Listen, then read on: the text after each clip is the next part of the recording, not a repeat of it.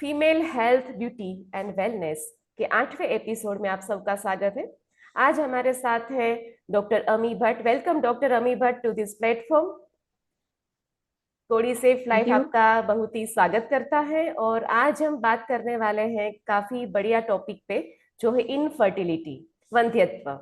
और हम सबको पता है, जीव जब जन्म लेता है तो उसके साथ एक एबिलिटी लेके जन्म लेता है। वो अपने साथ ही अपने जैसे ही संतति को पैदा करने के लिए काफी कैपेबल होता है। लेकिन फिर भी आजकल की जो हमारी लाइफस्टाइल है, इस वजह से काफी प्रॉब्लम्स हम फेस कर रहे हैं। और ज्यादा डिस्कस हम डॉक्टर अमी के साथ करेंगे। डॉक्टर अमी, आप थोड़ा सा अपना इंट्रोडक्शन दे दीजिए। आप कितने सालों से, और मैंने तो ये भी सुना है कि आपने काफी ऐसे भी पेशेंट को, यानी ऐसे भी लोगों को आपने क्योर किया है जिनका आईवीएफ भी फेल्योर हुआ था, और फिर आपने होम्योपैथी की हेल्प से उनको फिर कंसीव में हेल्प की थी। तो आप अपना परिचय दीजिए। Ji, thank you doctor Heeral first of all because आपका ये एक अच्छा इनिशिएटिव है कि जिसके थ्रू आप लोगों को अवेयरनेस एंड नॉलेज प्रोवाइड करने की कोशिश कर रहे हैं। माई सेल्फ डॉक्टर अमी भट्ट। मैं बाय प्रोफेशन एक होम्योपैथ हूँ। मैंने मेरा एमडी होम्योपैथी यहाँ आनंद से ही किया हुआ है। और जैसे आपने बताया, एक्चुअली होम्योपैथी में हम अलग अलग तरीके सभी कंडीशंस की ट्रीटमेंट करते हैं। बट मैं खुद गायनिक पढ़ाती भी हूँ होम्योपैथिक कॉलेज में। उसकी वजह से मेरा खुद का इंटरेस्ट थोड़ा गायनिक में ज्यादा है एंड स्पेसिफिकली उसमें भी इनफर्टिलिटी, बिकॉज आजकल आपको भी पता है कि छोटी उम्र में भी अभी कंसीव करने में सबको प्रॉब्लम हो रही है। एंड मेरी प्रैक्टिस को 12 इयर्स हो चुके हैं होम्योपैथी में।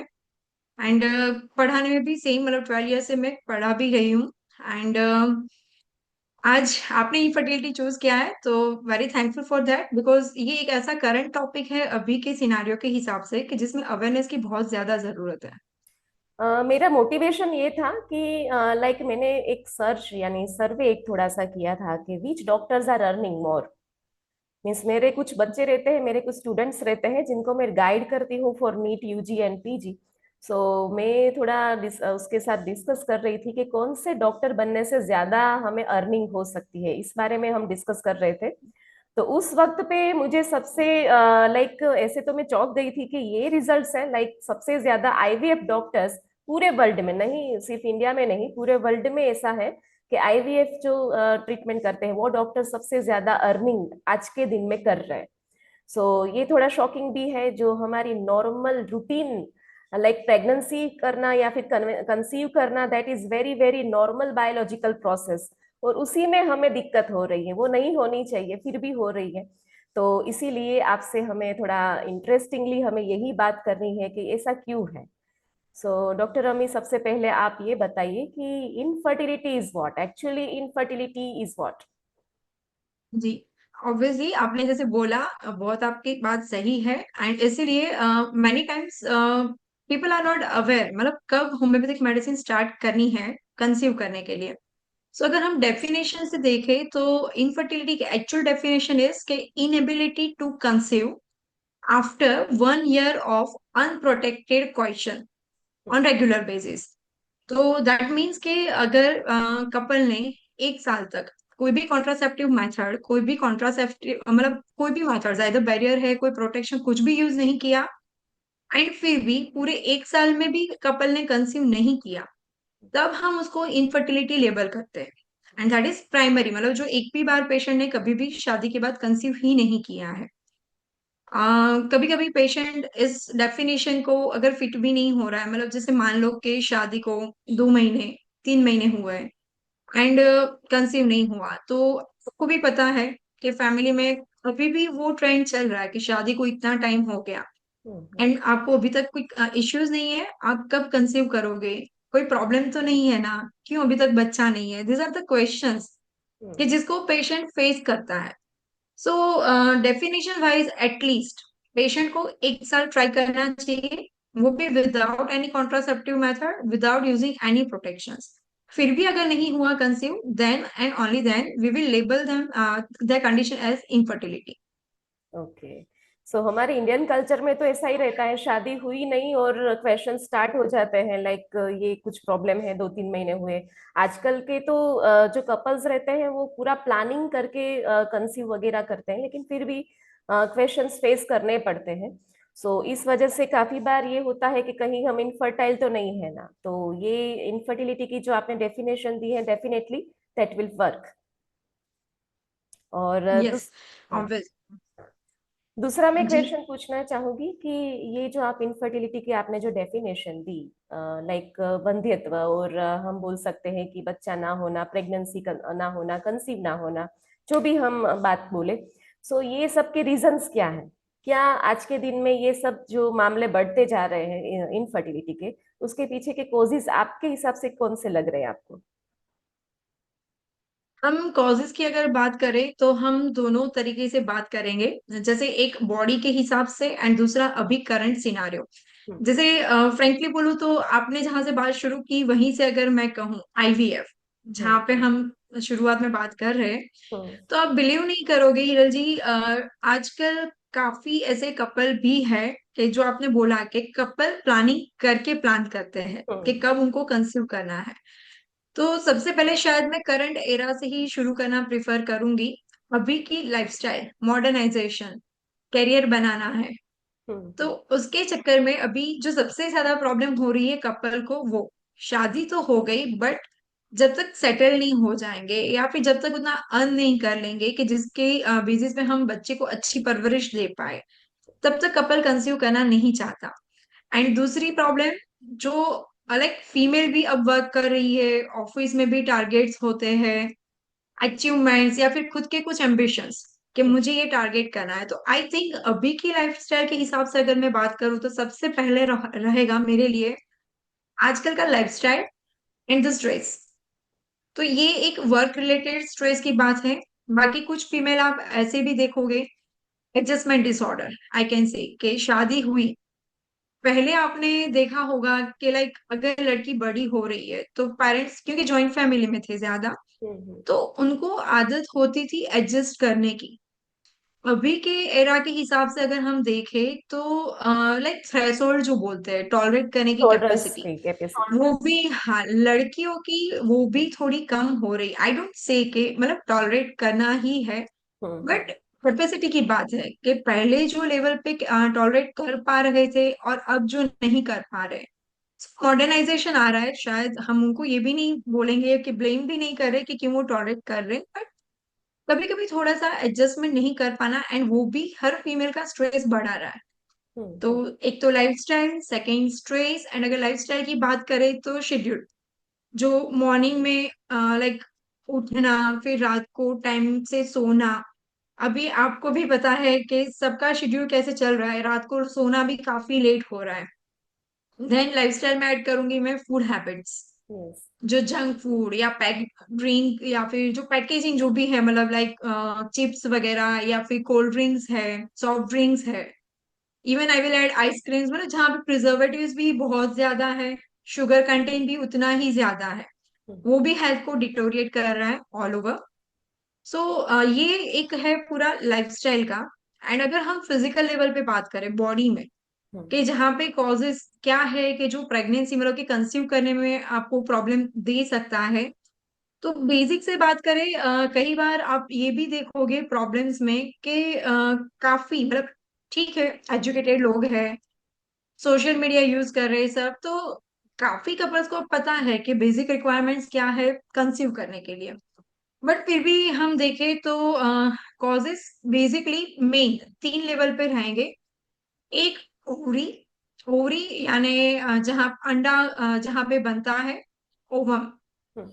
तो पहली रिक्वायरमेंट होती है फीमेल के लिए ओवम, मतलब जो अंडा बोलते हैं, वो हेल्दी होना चाहिए। मैं हेल्दी इसलिए वर्ड यूज कर रही हूँ कि कभी कभी ऐसा भी होता है कि जो अंडा है, मतलब अंडा तो बना, ओवम तो रिलीज हुआ, बट वो हेल्दी यानी ऑप्टिमम साइज का नहीं होता है। अगर वो ऑप्टिमम साइज का भी नहीं है तो it is not like a healthy ovum that can promote healthy conception. तो पहला, एक ओवम। हाँ, सामने अगर हम हस्बैंड्स की मतलब मेल की बात करें तो हेल्दी स्पर्म भी उतना ही जरूरी है। But as we are talking about female health, so ovum is first requirement, then comes fallopian tube, मतलब जो अंडा कैरी करती है। फैलोपियन ट्यूब जो है वो फर्टिलाइजेशन के लिए बहुत इंपॉर्टेंट है। तो फर्टिलाइजेशन के लिए फेलोपियन ट्यूब तक ओवम को पहुंचना है। हम्म। मान लो कि किसी रीजन से अगर फेलोपियन ट्यूब में कुछ इंफेक्शन लग गया, वहां पे सूजन है, मतलब इंफ्लामेशन, यानी उसको हम साल्पिंजाइटिस बोलते हैं, तो उसकी वजह से भी कभी कभी ओवम को वहां तक पहुंचने में भी प्रॉब्लम होती है। पहुंच नहीं पाया ओवम, फर्टिलाइजेशन नहीं हो पाया, वो एक कॉज। और अगर मान लो कि हो गया है फर्टिलाइजेशन, तो जो प्रोडक्ट ऑफ कंसेप्शन है, मतलब कि बच्चा जिससे बनने वाला है, उसको बच्चेदानी यानी यूट्रस तक पहुंचना होता है। हम्म। अगर मैं यूट्रस की बात करूं, तो वहां पे जो यूट्रस का इनर लेयर है, जिसको एंडोमेट्रियम बोलते हैं, वो एंडोमेट्रियम भी हेल्दी होना चाहिए। उसकी size more than 6 to 7 mm होनी जरूरी है। ओके। अगर एंडोमेट्रियम की थिकनेस उतनी नहीं हुई, तो मान लो कंसीव हो गया, प्रोडक्ट ऑफ कंसेप्शन रेडी भी है, मॉड्यूलर स्टेट में पहुंच के वो यूट्रस तक पहुंच भी रही है, बट इम्प्लांटेशन मतलब अगर हिंदी में सिंपली बोले, जो बच्चे दानी में जाके बच्चा बनने के लिए प्रोडक्ट ऑफ कंसेप्शन को चिपकना है, हम्म। जिसको हम इम्प्लांटेशन या नाइटेशन भी बोलते हैं। हम्म। तो बेसिकली हमें ये तीन फैक्टर्स पे बात करनी है, ovary, fallopian tube and uterus. But in सब के पीछे जो और जरूरी है वो हॉर्मोन्स हमारे फीमेल के। हम्म। तो बेसिकली आप आजकल देखोगे कि हॉर्मोन्स काफी इम्बैलेंस्ड है। एक आपको अगर बताए पीसीओडी या पीसीओएस, पॉलिसिस्टिक ओवरियन सिंड्रोम, हम्म। अगर बहुत सीवियर है तो पीसीओएस बोलते हैं, पॉलिसिस्टिक ओवरियन सिंड्रोम।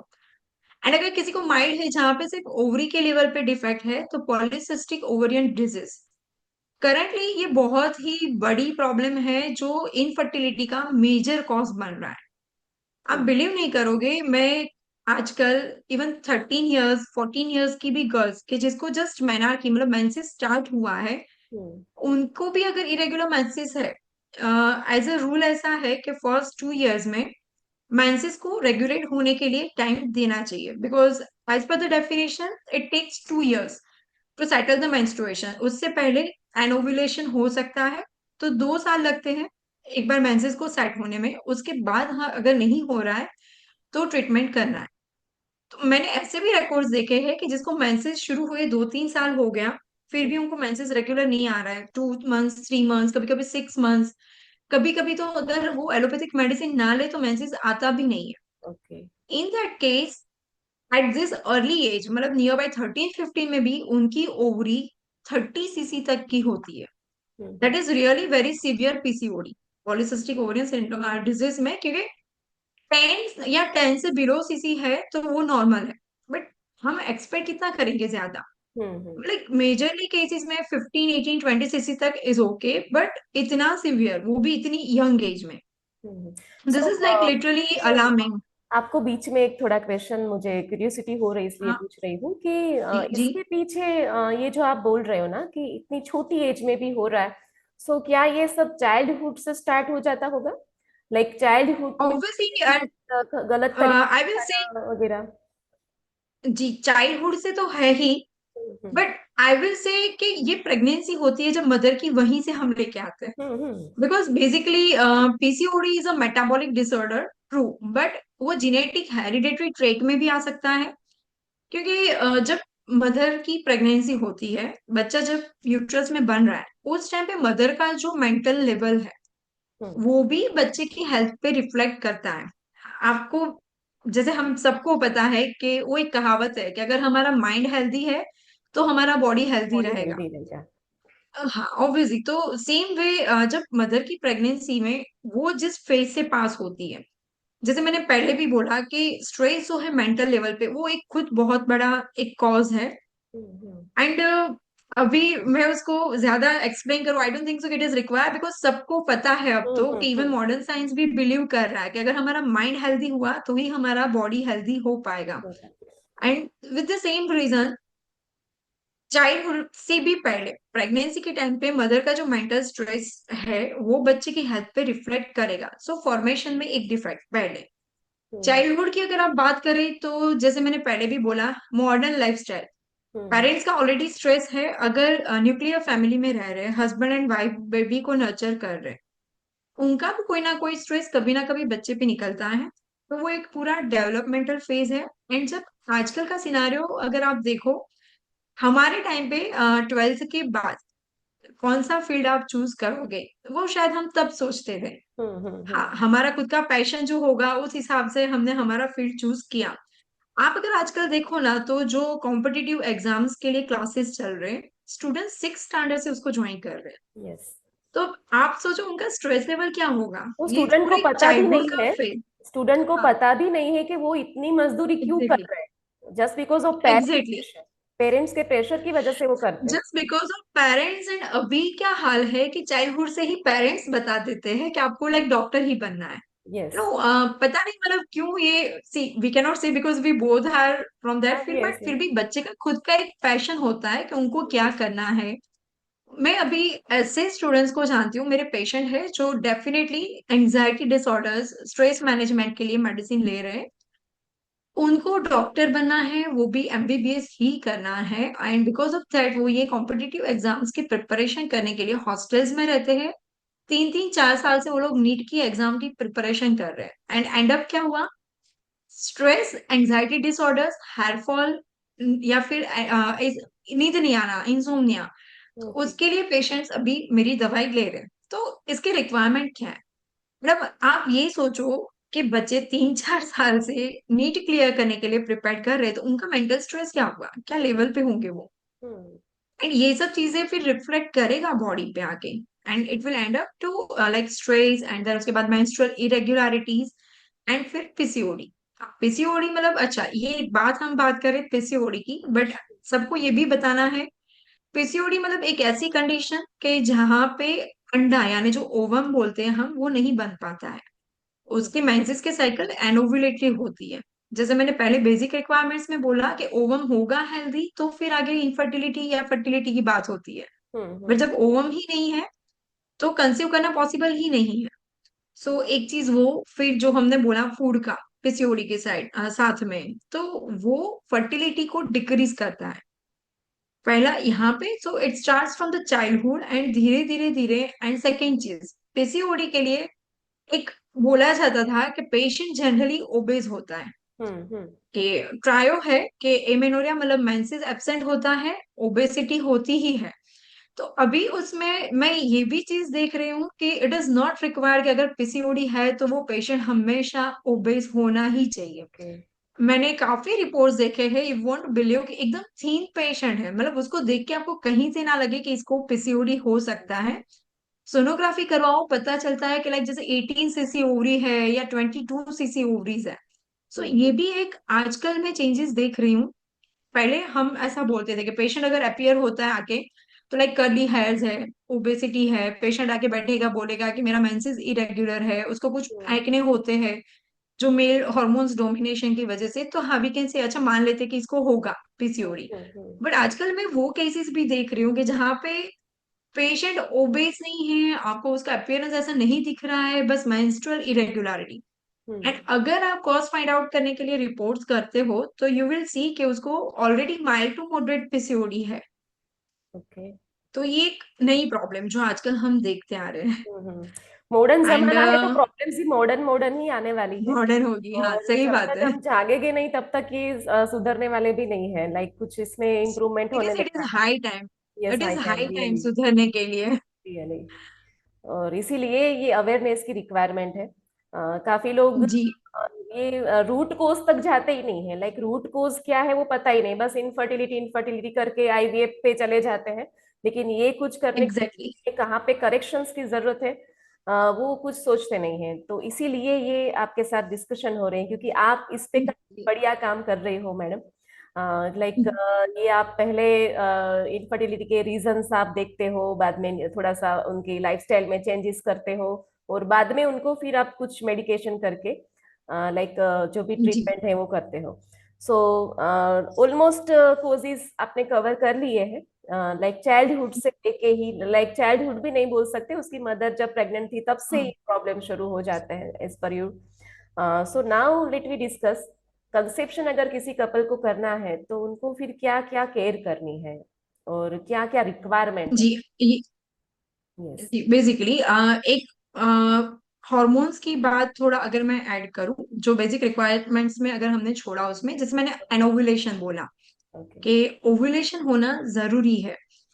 पीसीओडी मतलब पॉलिसिस्टिक ओवरियन डिजीज एक कॉज है। दूसरा देखिए, अगर ओवरियन सिस्ट है या फिर चॉकलेट सिस्ट, जहाँ पे मतलब ब्लड कलेक्ट हो जाता है सिस्ट में, तो इन सब कॉजेस के लिए बेसिकली एनोवुलेशन मीन्स व्हाट, अगर हम समझे तो जैसे एक हमारा नॉर्मल मेंस्ट्रुअल साइकिल जो एवरी मंथ हर फीमेल को मेंसेस आता है, हम्म, तो बेसिकली उसमें क्या होता है, जब पहला दिन जब मेंसेस आ गया, तो वो उसके बाद एफएसएच मतलब फॉलिकल स्टिमुलेटिंग हार्मोन आता है पिट्यूटरी ग्लैंड से।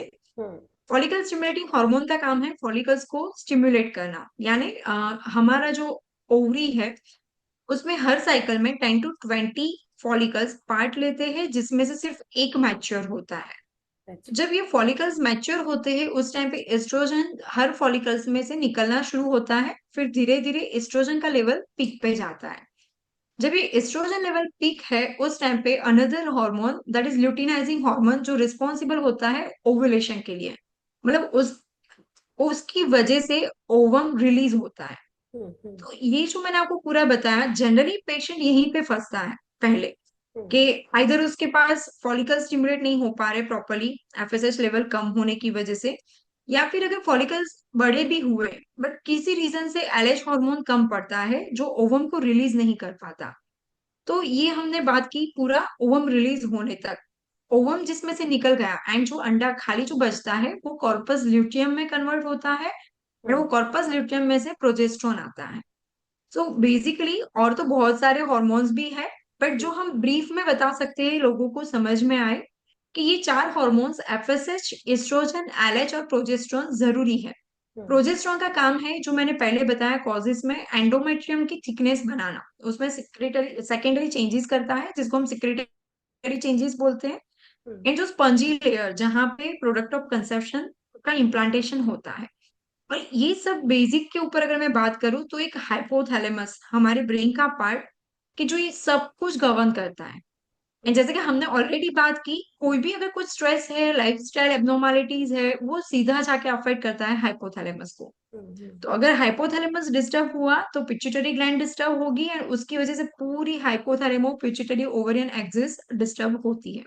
हम्म, सो बेसिक कॉज पे अगर बात करें तो दोनों चीज इम्पोर्टेंट इक्वली इम्पोर्टेंट है। एफएसएच का होना मतलब फॉलिकल्स का स्टिमुलेशन होना, ओवम का रिलीज होना एंड फिर प्रोजेस्टेरोन का भी होना।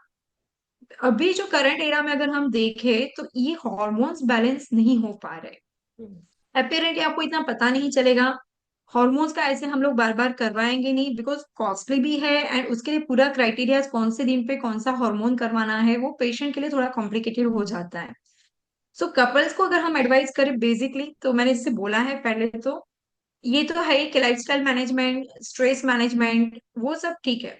बाकी अगर ऑपोजिट में एक और मेजर फैक्टर है इंसुलिन रेजिस्टेंस, यस। उसका भी आजकल उतना ही इश्यू है। इंसुलिन रेजिस्टेंस डेवलप होना मतलब किसी भी चीज का रेजिस्टेंस, यानी हमारे बॉडी में कोई चीज प्रेजेंट तो है, हमारा बॉडी उसको यूटिलाइज नहीं कर पा रहा है। हम्म, तो जैसे हमारे बॉडी में इंसुलिन प्रेजेंट तो है, बट फिर भी जो बॉडी के सेल्स है उसने इंसुलिन के तरफ रेजिस्टेंस डेवलप कर दिया है, यानी हमारे सेल्स उसको यूटिलाइज नहीं कर रहा है। उसकी वजह से होता क्या है, जितनी बार हमने खाना खाया या फिर हमें एनर्जी प्रोडक्शन की जरूरत पड़ी, तो उस टाइम पे ब्रेन को तो मैसेज मिल जाएगा कि अच्छा इंसुलिन चाहिए, पेंक्रियाज आप इंसुलिन निकालो। पर कंडीशन क्या है, इंसुलिन तो था ऑलरेडी, फिर भी उसको यूटिलाइज नहीं किया बॉडी के सेल्स ने। अब ब्रेन को तो ये पता नहीं चलने वाला because it is hmm, completely based on the mechanism. Hmm, again insulin नया आया, फिर से सेल्स ने उसको यूटिलाइज नहीं किया, तो उसकी वजह से क्या हो रहा है, इंसुलिन का लेवल भी बढ़ता जा रहा हम्म, है। एंड अगेन ये जो इंसुलिन का लेवल जो बढ़ा, वो वापस पीसीओडी की कंडीशंस में ओवरी में जो सिस्ट बन जाते हैं, जिसको मैंने बोला एनोवुलेशन मतलब ओवुलेशन हो ही नहीं रहा है, तो जितने भी फॉलिकल्स पार्ट लेंगे वो साइकिल में, वो सारे के सारे फॉलिकल्स सिस्ट में कन्वर्ट होते हैं। इंसुलिन लेवल बढ़ा, सिस्ट बने, वो सिस्ट में से एंड्रोजन मतलब टेस्टोस्टेरोन जो मेल हार्मोन हम बोलते हैं वो ऑलरेडी निकलता है ज्यादा, हम्म, बट ये इंसुलिन रेजिस्टेंस और ल्यूटिनाइजिंग हार्मोन दोनों साथ मिलके वो एंड्रोजन्स को और बढ़ाते रहेंगे, मतलब कि ओवरी से एंड्रोजन्स और बढ़ते रहेंगे। हम्म, उसके साइड इफेक्ट्स में पूरे वो जो मेल वाले जो सिम्टम्स हमने जो बात की, जैसे मतलब एक्ने होते हैं, हेयर फॉल होते हैं, इवन ओबेसिटी भी साथ में बढ़ती रहती है इंसुलिन रेजिस्टेंस के साथ। तो ये सारे फैक्टर्स, मतलब हमें दूसरा वर्क करना है इंसुलिन रेजिस्टेंस पे भी। Okay.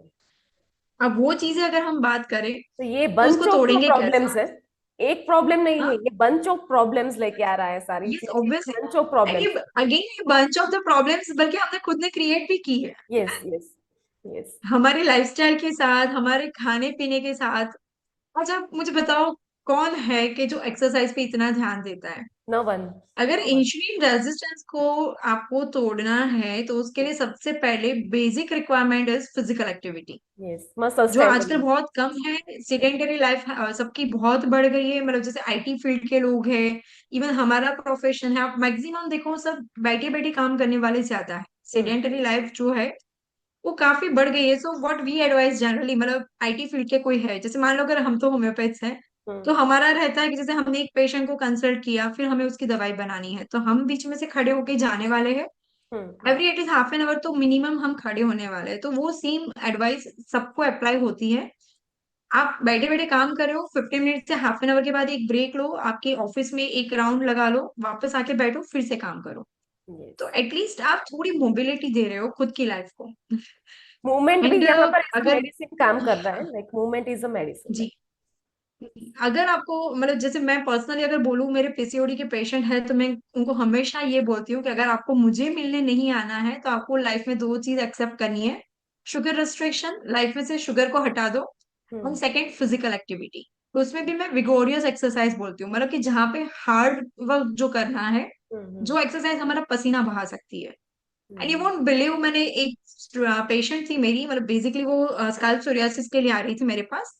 Hmm at the age of I think 18 years, मतलब वो 12th स्टैंडर्ड में थी। उस टाइम पे हम्म। उसका वेट था 94 kg। Oh, 12th standard, and 7 year भी नहीं होंगे उसके लिए। हाँ हाँ, 94 kg।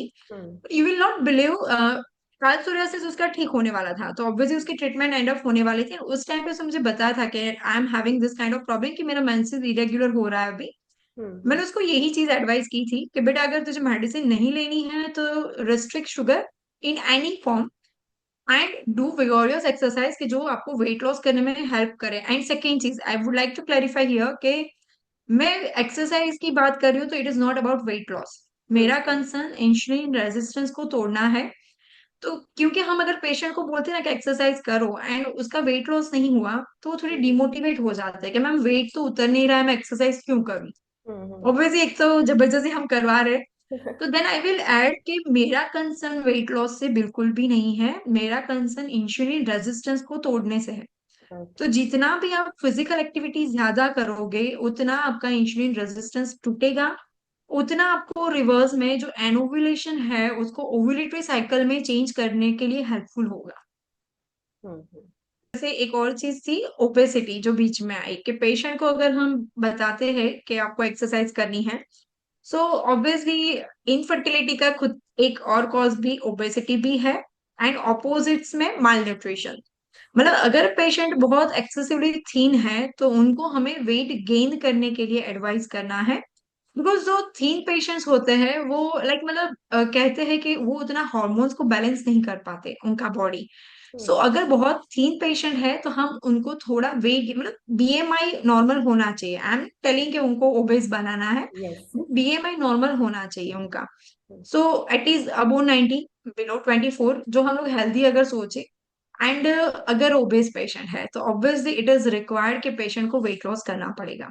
हम्म। क्यों? तो जैसे मैंने बोला, ओबेसिटी जितनी ज्यादा बढ़ेगी उतना इंसुलिन रेजिस्टेंस बढ़ेगा, तो वो हमारे कॉज को और बढ़ाता रहेगा। ओवम बनने ही नहीं देगा तो कहाँ से हमारा काम बनेगा? हम्म। एंड दूसरी चीज, फैट टिश्यूज में एंड्रोजन में से एस्ट्रोन में कन्वर्जन होता है, ओके। बट वो जो एस्ट्रोन है उसकी सेंसिटिविटी उतनी ज्यादा नहीं है जो ओवरी में एस्ट्रोडियोल बनता है। हम्म सो बेसिकली ओबेसिटी उतना, मतलब हमारे लिए थोड़ा ज्यादा एक बोलते हैं कि बीच में आने वाला फैक्टर है। सो ऑब्वियसली अगर पेशेंट का बीएमआई बहुत हाई है, वो 26 27, तो उनको पहले वेट लॉस तो करवाना ही है। तो हम्म। उसके लिए भी डाइट चेंजेस, मतलब हेल्दी डाइट लेना। जैसे एक और चीज, जैसे इंसुलिन रेजिस्टेंस की बात करते हैं हम, तो मैं ये भी लोगों से बताना चाहूंगी कि आजकल की लाइफस्टाइल की वजह से हमारी choices outside food, cold drinks, ice creams, मतलब कोई भी आप चीज अगर देख लो, इवन सोडा है, तो कभी हमने उसके इंग्रेडिएंट्स में उसका शुगर कंटेंट या कैलोरीज कितनी है वो देखा है? नहीं देखते, नहीं देखते, टेस्ट अब ज्यादा अच्छा देखना। लग रहा है। हाँ, मैं जो भी कोई अगर हमें अगर सुन रहा है तो मैं उनको बताऊंगी, एक बार शुगर कंटेंट एंड कैलोरीज देखना। एक दूसरी चीज, जो कैलोरीज हम वो एक 100 ml या 200 ml पीने से गेन कर रहे हैं, उसको बंद कैसे करेंगे वो कभी सोचा है? सो वो करना दिस नहीं है, इज माय, वो करना नहीं है। ये मेरी एक अनदर एडवाइस है। मतलब अगर मैं चाय भी पी रही हूँ तो मेरा वो एक कप चाय पे ध्यान होता है। हम्म। चाय मुझे पसंद है, okay, I prefer to have कि एटलीस्ट मुझे अच्छा लगता है, बट वो पीने के टाइम पे मुझे ऐसा होता है कि यार ये जो कैलोरीज मैं ले रही हूँ अब उसको मुझे बंद भी करने के लिए मेहनत कितनी करनी पड़ेगी। हम्म। सो इनफर्टिलिटी के पेशेंट को ये चीज भी अप्लाई होती है। अगर आप एक्सेस कैलोरीज ले रहे हो, you should be focused on that also कि अब इसको हम कैसे बंद करेंगे, क्योंकि आपको एक्स्ट्रा कैलोरीज नहीं लेनी है। कुछ भी हो, हम्म। कैलोरीज अगर एक्स्ट्रा ली है तो फिर वो आपको इंसुलिन रेजिस्टेंस तोड़ने के लिए और भी ज्यादा एक्सरसाइज करने के लिए बोलेगा। हम्म। तो that is another thing. And बाकी अगर हम सोचे अगर बेसिक रिक्वायरमेंट्स पे, तो एज अ कपल एक और प्रॉब्लम, जैसे जैसे शादी को टाइम बढ़ता है, मतलब जैसे शादी को 2 साल हो गए, 3 साल हो गए, आगे बढ़ता, पहले कपल क्या सोचेगा, अच्छा ठीक है, कुछ टाइम जाने देते हैं, थोड़ा हम एक दूसरे को टाइम दे दे, थोड़ा समझ ले, थोड़ा लाइफ में सेट हो जाए, या फिर सब कपल के अलग अलग टारगेट्स होते हैं कि जैसे पहले इतना घूम लिया, या फिर मतलब जॉब में एक बार सेटल हो गया, या फिर घर कर लिया, मतलब एक्स वाई जेड सबके टारगेट्स होते हैं। उस चक्कर में एक और चीज, बिकॉज ऑफ द मॉडर्नाइजेशन, जैसे जैसे टाइम आगे जाता है, हस्बैंड वाइफ की जो इंटीमेसी होती है एक दूसरे के लिए, वो भी धीरे धीरे कम होने लगती है। इवन आप अगर पेशेंट को पूछो उनकी फ्रिक्वेंसीज कोई मतलब इंटरकोर्स की, तो वो भी धीरे धीरे जैसे टाइम आगे जाता है वो भी डिक्रीज होने लगता है। हम्म। एंड यहाँ पे एक और चीज, जैसे रिक्वायरमेंट्स में अब काफी पेशेंट मतलब कपल को ये भी नहीं पता होता कि कौन से डेज फर्टाइल डेज होते हैं हम्म। ज्यादा। एक और ये भी प्रॉब्लम है, कपल हमें आके तो बता देगा कि हम लास्ट 1 ईयर से ट्राई कर रहे हैं बट प्रेगनेंसी नहीं रह रही है।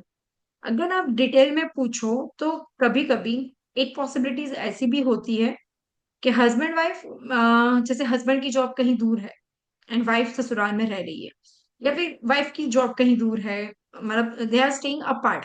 हम्म। तो अगर कपल ऐसा माने कि हम महीने में एक बार अगर साथ है, हमने अगर महीने में एक बार अगर कोइटस फ्रिक्वेंसी हुई एंड कंसीव होना चाहिए, तो that is not fruitful. Fertility का जो पीरियड है, on an average 14th day को ओव्यूलेशन होता है। एंड अगर हम कपल को एडवाइस करें जो प्लान कर रहे हैं, तो एटलीस्ट उनको 10th डे से लेके 20th डे तक एवरी अल्टरनेट डे रिलेशन रखने होते हैं। Hmm. Reason behind that is, ovum की life on an average 12 to 36 hours तक मानी जाती है। बट एक तो ओवम रिलीज होके जाएगा, फिर उसको फिम्ब्रियल एंड मतलब फेलोपियन ट्यूब तक उसको आना है, तो वो भी एक पूरी प्रोसीजर है।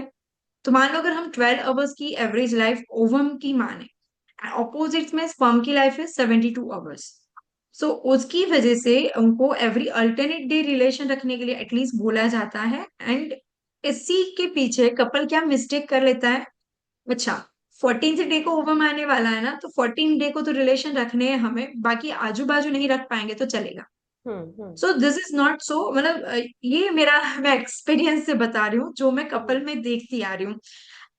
उसकी वजह से क्या होता है, इट इज बिलीव्ड, मतलब कि हमने एक एवरेज देखा है स्टडी में कि 14th डे को ओवम रिलीज होता है। हम्म। मैं मेरा क्लिनिकल एक्सपीरियंस अगर आपसे शेयर करूं, मैंने 8 डे को मतलब 8वें दिन को भी ओव्यूलेशन होते हुए देखा है, 10th डे को भी देखा है, and even 16th and 20th day को भी ओव्यूलेशन होते हुए देखा है। Okay. सबका साइकिल अलग होता है। एंड दूसरी चीज, जब तक हम सोनोग्राफी ना करवाए हम ओवरी में क्या चल रहा है वो नहीं देख सकते। सो ये भी एक मेरी एडवाइस है जो भी इनफर्टिलिटी के सामने फाइट कर रहे कपल्स को, कि कभी भी कंसीव करने के लिए टारगेट लेके मत चलो कि हम्म। 14th डे को ओव्यूलेशन होने वाला है तब हम रिलेशन रख लेंगे, मतलब इंटरकोर्स कर लिया हो गया। इट इज नॉट सो। ये कोई मतलब ऐसा फिक्स्ड रूल नहीं है। सो जो भी डॉक्टर आपको एडवाइस करता है उसके हिसाब से फॉलो भी करना है। 10th to 20th day every alternate day, यानी 10, 12, 14, 16, 18 एंड 20, इसमें डॉक्टर मॉडिफिकेशन करते हैं इंडिविजुअल पेशेंट का मेंस्ट्रुअल साइकिल जो भी लेंथ होता है उस हिसाब से। हम्म। आपको पता होगा शायद आजकल ऐसे एप्लीकेशंस है, हम्म। ऐसे ट्रैकर्स है जो ट्रैक करके बताता है कि फीमेल का ओव्यूलेशन कब होने वाला है। तो अगर मुझे कोई ऐसे ओव्यूलेशन बताता है, काफी ऐसे मेडिकल्स में ओव्यूलेशन किट भी मिलती है। वो भी अगर अपने खुद से ट्राई कर लेते हैं कपल्स। जी, जो किट की बात है ना, ओवुलेशन किट नाम से मिलती है, दैट इज एक्चुअली वर्दी ना, बिकॉज वो हम्म। एलएच हार्मोन को ट्रेस करने के लिए किट है। हम्म। उसमें भी मतलब ऐसा है, आफ्टरनून यूरिन में 9th डे ऑनवर्ड्स उनको डिप करना होता है, जिस दिन मतलब 2 PM is the standard time उसके लिए। एंड उसमें अगर ब्लू टर्न होती है वो किट, तो दैट मीन्स कि एलएच सर्च, मतलब कि एलएच हार्मोन रिलीज होना शुरू हो गया है। हम्म। एलएच हार्मोन जब निकलता है ना, तो उसके बाद 12 to 36 आवर्स के बीच में कभी भी ओव्यूलेशन होता है। हम्म। तो उससे क्या होता है, एटलीस्ट कपल को पता है कि अब अगले 2-3 दिन में तो ओव्यूलेशन हो ही जाएगा, तो they are having frequency of intercourse ज्यादा वो रखते हैं। तो हम्म। इसको तो मैं थोड़ा साइंटिफिक भी मान लेती हूँ। हम्म। बट मेरा क्वेश्चन वो था कि कोई एप्लीकेशन हमारे मोबाइल में है एंड हम्म। वो हमारा ओव्यूलेशन ट्रैक कर रहा है, ट्रस्ट भी कर रहे हैं, तो मैं तो पूछती भी हूँ पेशेंट को, क्या वो आपके बॉडी के अंदर घुस के बताता है कि आपका ओव्यूलेशन कब होने वाला है? हम्म। तो मतलब it is just simple the mathematics. वो लोग क्या करते हैं कि आपका लेंथ ऑफ द साइकिल, मतलब आपका नेक्स्ट मेंसेस कितने दिनों में वापस आएगा, हम्म। उसके हिसाब से ट्रैक करते हैं हम्म। कि रूल इज के जब भी मेंसेस अपीयर होता है उसके 14 डेज बिफोर ओव्यूलेशन होता है।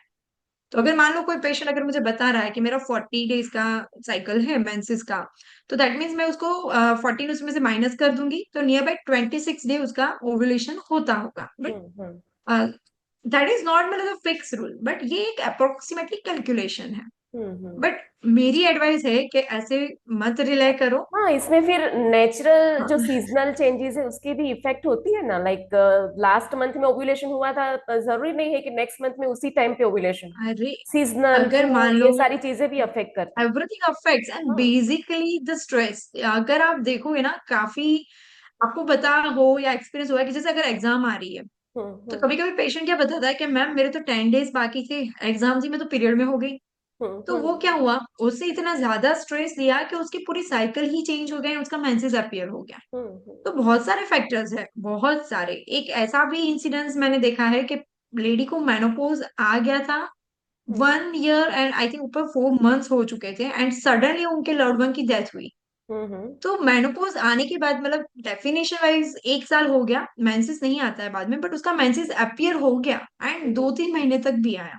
हम्म। तो दीज आर द एग्जाम्पल्स हम जो लाइफ में देखते हैं कि हाई एग्जाम्पल्स की, जो हमें प्रूव करता है कि अगर उसका स्ट्रेस लेवल बढ़ गया तो it hmm. Can affect the cycle. So basically अगर हम अगर बात करें तो जैसे एक तो कपल्स के लिए कि don't take conception as target. Hmm. मैं मेरे वर्ड्स में अगर बोलूँ तो पेशेंट को मैं ऐसे बोलती हूँ कि कभी टारगेट से साथ में मत हो। अगर फ्रिक्वेंसी ऑफ क्वाइटस अगर रखनी है, बट आपको 10, 12, 14, 16, 18 डेज बोला गया है, तो it is not the target कि इस दिन में तो रिलेशन रखने ही पड़ेंगे, नहीं तो इस बार प्रेगनेंसी नहीं हो रही तो वापस लोग क्या कहेंगे। हम्म। दूसरा मतलब वो एक एंजाइटी, परफॉर्मेंस एंजाइटी आने लगती है कि इस बार नहीं रही, वापस अगले 15 दिन में सब पूछेंगे कि इस बार भी नहीं हुआ। तो द थिंग इज के मेरे वर्ड्स ऐसे है कि जब आपकी शादी होती है, शुरू शुरू में जो इंटीमेसी से आप एक साथ हो, उसी तरह आपको प्रेगनेंसी के लिए भी साथ में होना है। अगर आप उसको एज अ मैकेनिकल टास्क लोगे तो कभी टारगेट अचीव नहीं होने वाला है। सो हम्म। बी नेचुरल एंड बिकॉज अगर वो स्ट्रेस ले रहे हैं तो इतने सारे वो हम जो बोलते हैं ना, लाइक केमिकल लोचा होता है, तो यस हम्म। ऑब्वियसली स्ट्रेस बढ़ता है तो केमिकल मीडिएटर्स होते हैं हमारे ब्रेन में जो बढ़ते हैं, वो बॉडी में इंफ्लामेटरी चेंजेस करते हैं।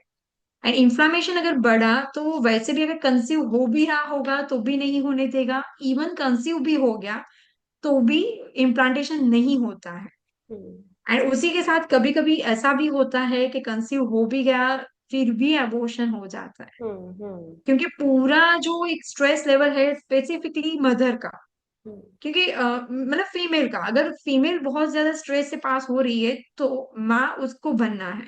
हम्म, एंड वो माँ तभी बन पाएगी जब वो बनना चाहती है। उसको, हम्म। उसके बॉडी को, माइंड को, सबको रेडी करना है, तभी healthy conception and Yes, it healthy is a pregnancy पार हो सकती combine action of है। Yes, emotional as well as everything, physical, because emotional as well as yes, physical, both combination yes, होगा तभी होगा। Everything, mental, emotional and physical, hmm. All the aspects are important. Important.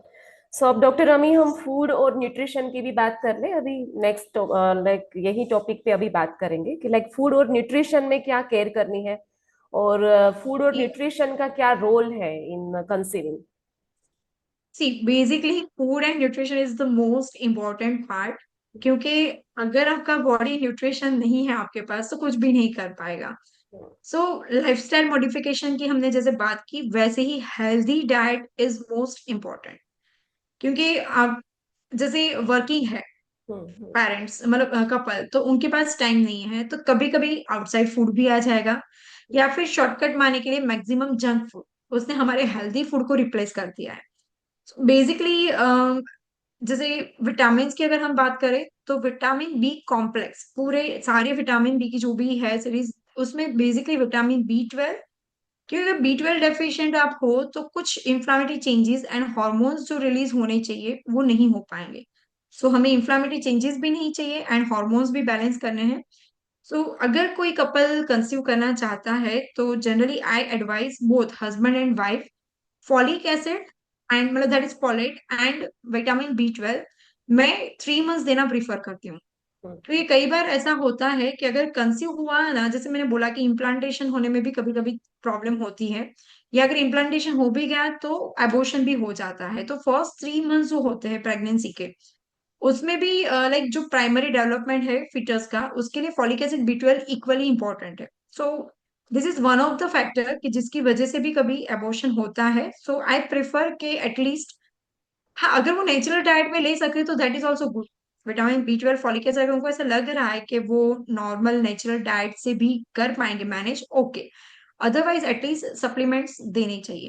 Hmm, so vitamin B complex is equally important. Vitamin C सबको पता है, like antioxidants हमारे body के लिए बहुत जरूरी है। देन कम्स लाइक मतलब antioxidants, vitamin C, even vitamin E, तो वो सारी चीजें हमारे लिए हेल्दी डाइट लेंगे, मतलब जैसे ग्रीन लीफी वेजिटेबल्स है, सैलेड्स देख लो आप, बीट रूट्स है, कैरेट है, फ्रूट्स में भी like, and one more thing, papaya also they can add. जैसे हमें पता है कि लाइक प्रेगनेंसी रहने के बाद पपाया खाने के लिए मना किया जाता है। हम्म, तो इट्स हैविंग पेपेन, एक एंजाइम है कि जो लाइक हॉर्मोन्स बैलेंस, उसमें ऑक्सीटोसिन भी ज्यादा होता है। हम्म, तो सेम वे जब कंसीव करना है तो उस टाइम पे एस्ट्रोजन को भी बैलेंस करना है, तो दैट टाइम पे papaya is helpful to conceive also. Hmm, so हाँ, अगर लाइक वो मंथ खत्म होने आया है, जब पॉसिबिलिटीज है कि प्रेगनेंसी रह गई होगी, तो उस टाइम पे हम पेशेंट को एडवाइस नहीं करेंगे।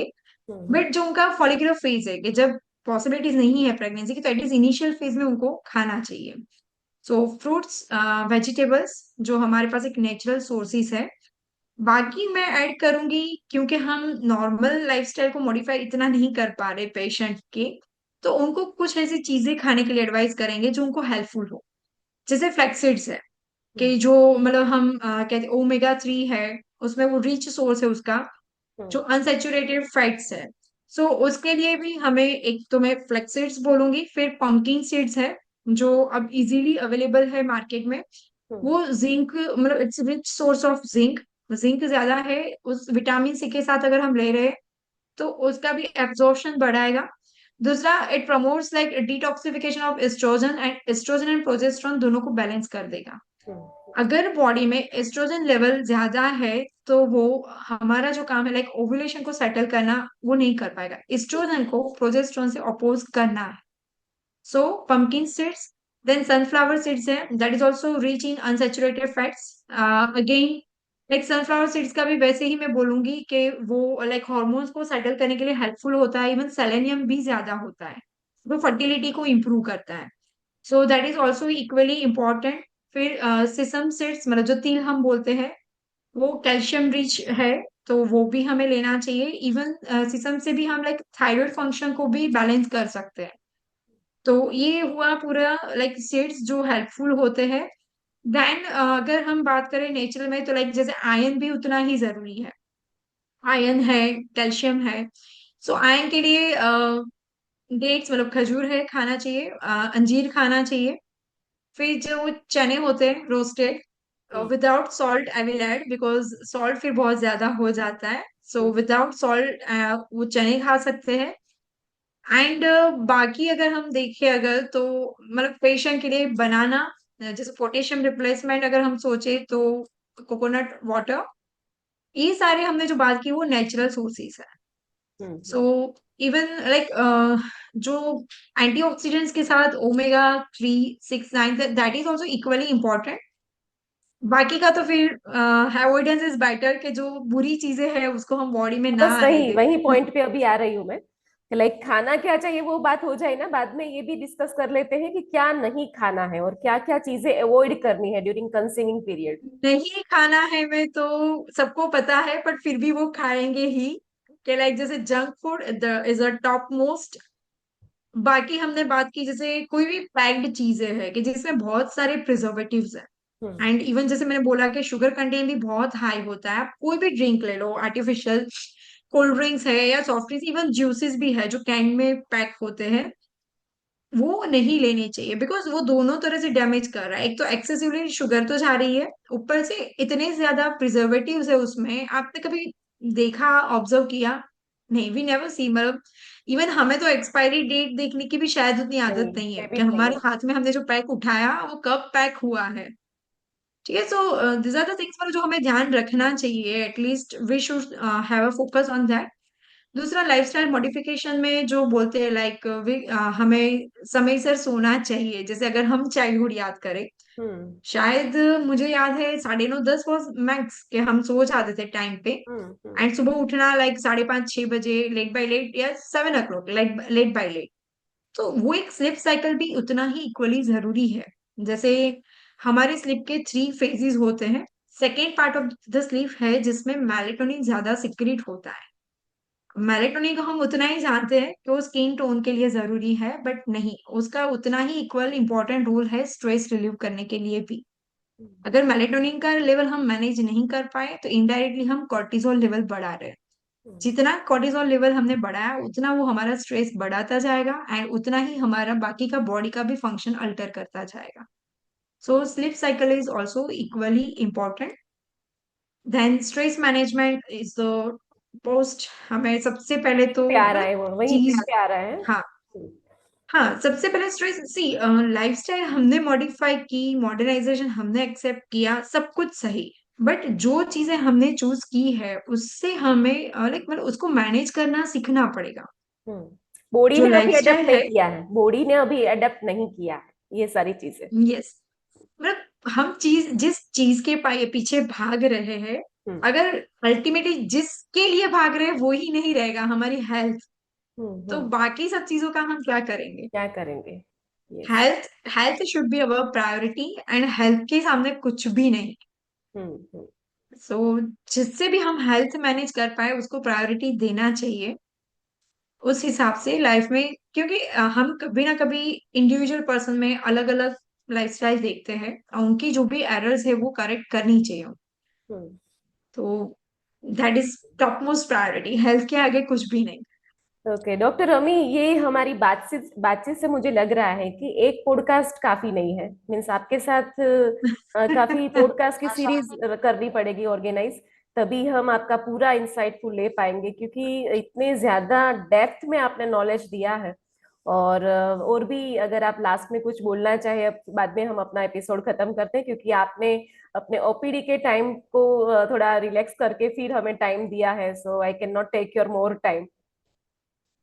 No it's okay. मैं कंक्लूड यही करना चाहूंगी कि आईवीएफ, हाँ एक पॉइंट सॉरी, अगर मेरा यस एक और यस, एडिशन, ले लीजिए। जहां से हमने शुरू किया था वही हम कंक्लूड करेंगे।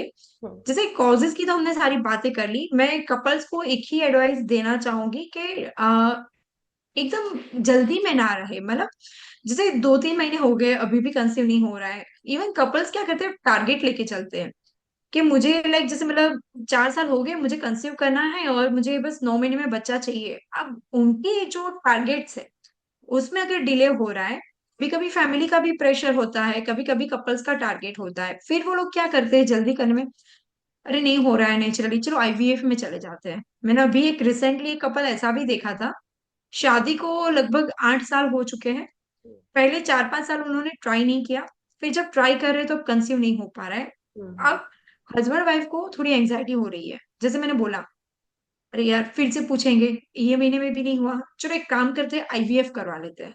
आईवीएफ करवा लेंगे तो एटलीस्ट ये जो डेज मेंटेन करने हैं, जैसे मैंने बोला कि शादी को कुछ साल होते हैं फिर क्वाइटस फ्रीक्वेंसीज कम होने लगती है, हम्म कपल खुद चूज कर लेता है जो आईवीएफ करवा लेते हैं, आईवीएफ से तो सक्सेस मिल ही जाएगी। हम्म तो मैं कपल को यही कहना चाहती हूँ, जल्दबाजी ना करें।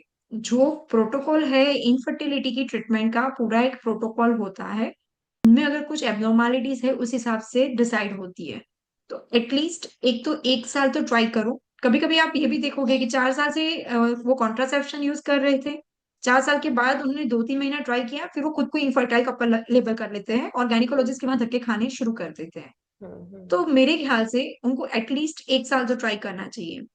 अगर 1 साल ट्राई करके भी वो कंसीव नहीं कर पा रहे तो वो खुद को इनफर्टाइल कपल लेबल करे, ठीक है, जेन्युइनली एक्सेप्टेबल। एंड दूसरा, जो पूरे प्रोटोकॉल से उनको पास होना है एटलीस्ट उनको उतना टाइम लेना चाहिए, हाँ, अगर वो यंगर एज ऑफ पीपल है तो।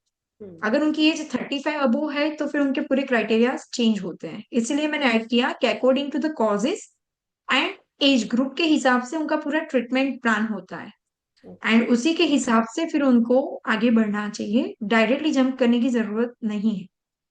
एंड जैसे कि स्ट्रेस की हमने बात की थी, होम्योपैथी में बहुत सारी मेडिसिन है, इवन उनको अगर कुछ फिजिकल लेवल पे फैक्टर्स भी होंगे जिसकी वजह से उनको प्रॉब्लम हो रही है तो वो भी ट्रीट हो सकते हैं। एंड प्रैक्टिस के हिसाब से अगर मैं मेरा एक्सपीरियंस बोलूं, most of the time stress इधर ग्रीफ के फॉर्म में या कोई भी और रीजन से जो मेंटल लेवल पे है, अगर हम उनको भी रिलीव कर दे तो भी काफी कपल में मैंने रिजल्ट्स देखे हैं। हम्म सो सो डॉक्टर एटलीस्ट अमी, मेरा एक आप ही। आनंद में तो आप अपनी सर्विस दे ही रहे हो और कितने सारे लोगों को आपने बेनिफिट दिया है, तो और भी हम्म, गुजरात के आनंद के अलावा कोई सिटी से अगर आपका कोई कंसल्टेशन लेना चाहे तो आप अपना जी नंबर और एड्रेस शेयर कर दीजिए, जिससे लोगों को पता चले कि डॉक्टर अमी से आप कंसल्टेशन कैसे कर सकते हैं। जी श्योर। हमारा क्लिनिक आनंद में है, क्लिनिक का नाम ओम गायत्री होम्योपैथिक क्लिनिक है। मैं डॉक्टर अमी भट्ट और मेरे हस्बैंड डॉक्टर कौशल भट्ट, हम दोनों यहाँ से प्रैक्टिस करते हैं। एंड अगर कोई पेशेंट आउट ऑफ गुजरात या ओवरसीज का भी होता है तो मेडिसिन हम उनको यहाँ से डिस्पैच कर देते हैं। ओके। एंड उनको कंसल्ट करने के लिए, अपॉइंटमेंट लेने के लिए कॉल करना है 9426253474 नंबर पे। Okay. Okay. Thanks a lot doctor अमी, आपका जो भी यहाँ पे आपने इंसाइट यहाँ पे शेयर किया है that will be definitely very very helpful to the people, क्योंकि काफी लोग होपलेस हो चुके होते हैं, इसकी जो ट्रीटमेंट करते हैं ना इसके लिए लोग होपलेस हो चुके हैं, और फैमिली के प्रेशर, फैमिली के ताने वाने सब सुन सुन के जैसे लोगों को ऐसा लगने लगता है कि अब कुछ नहीं हो सकता, ऐसे हार चुके होते हैं लोग। तो उनको आज जी नई होप आपने दी है, तो very very thankful to you. और कोड़ी से फ्लाइट भी आपका धन्यवाद करता है कि आपने इतनी अच्छी तरीके से लोगों को एडवाइस दी और अपना अपना कीमती समय यहाँ पे दिया। थैंक्स अलॉट डॉक्टर अमी।